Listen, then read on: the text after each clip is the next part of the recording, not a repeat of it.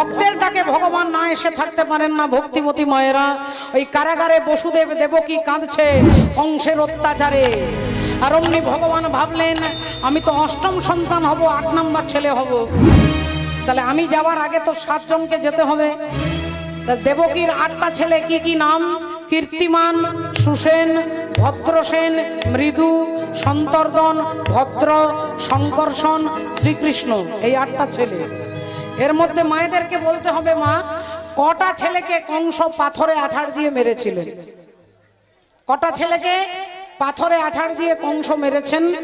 আপনারা টিভি সিরিয়ালে, কৃষ্ণ সিরিয়ালে দেখেছেন, ঠিক করে ভেবে বলুন। রাধে রাধে।